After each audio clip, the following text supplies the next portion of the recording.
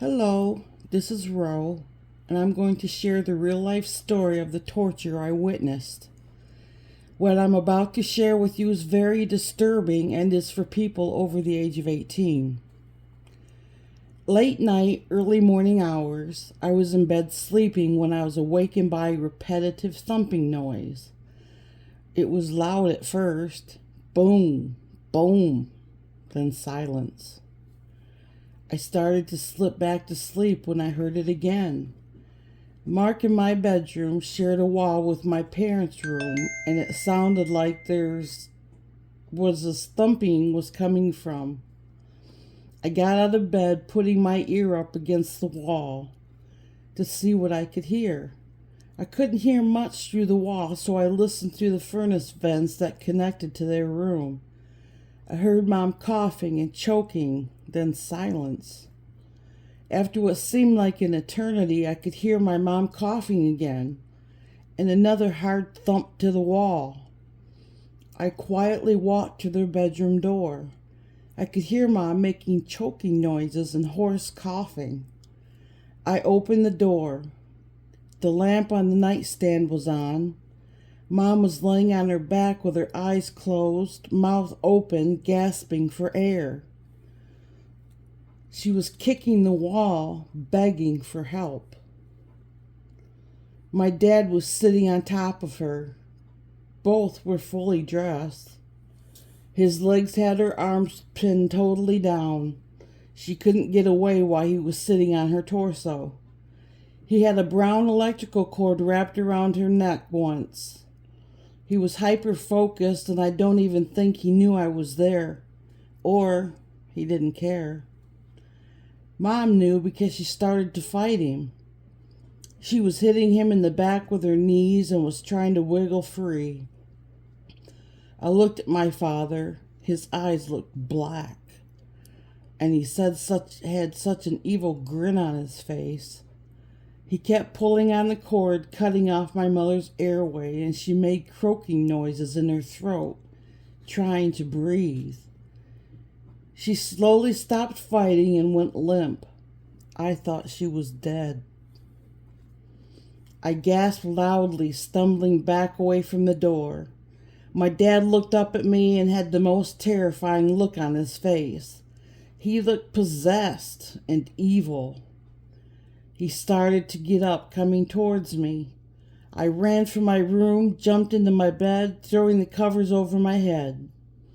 I was terrified, quietly crying, shaking uncontrollably. A few minutes later, he came into the doorway of our room. He cracked open his lighter and started smoking a cigarette. I could see when he would inhale by the cherry on his lit cigarette would glow brightly. He stood there, smoking, didn't say a word. I just laid there, horrified at what I thought I just saw. Then I heard Mom coughing. She was alive. I heard what sounded like stumbling through the living room. I assumed it was my mother. I think she turned on the faucet. It sounded like she was drinking water from her hand, slurping. Then she asked my father in a distressed voice, "Are you happy now, you sick son of a bitch?" He brought his cigarette up to his mouth, taking a really long draw from it.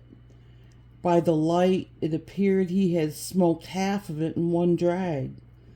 I could hear the release of the smoke from his lungs. It was more of a long, controlled blow. Then he calmly said, "I'm not the one who called her in there."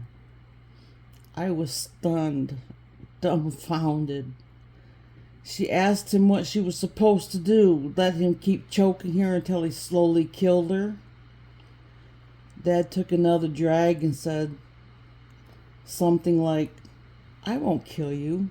She needs you. Besides, I don't know what you're complaining about. I brought you back twice already." Mom repeated, "You sick son of a bitch." I heard her heels hitting the floor towards their room. Then the door slammed. Dad still stood there, not saying a word, smoking. Unless he had something in his hand I couldn't see, it looked like he put his cigarette out in the palm of his hand. I just laid there, not moving. Not a word was spoken. Then he walked away. I didn't know where he went, so I stayed there. All was quiet, and I fell back to sleep. The next morning, I was the last one up, as usual. As soon as I saw Mom, I ran to her, jumping into her arms. I wrapped my arms and legs around her, squeezing her as tight as I could. I remember being so petrified she was dead. I was so scared my body was shaking. Mom held me tight, rocking me back and forth. She told me, "It's okay, I'm all right." She kissed my cheek, sat me down, and told me to go eat breakfast. She was wearing a collared shirt buttoned up to the top. I could still see red cord marks around her neck coming up from the collar. I had absolutely nothing to say about what I had seen. Besides, my siblings didn't complain about me or to me about what happened to them or what they'd seen. How does a 4 or 5-year-old child process that kind of information anyway? My worst fear was that my father would kill my family and I would be left alone. Now I'm in my 60s and still have that fear well deep within. I've already lost 2 of my sisters. I'm okay with being all alone now. I embrace the silence, crave the peace. No drama.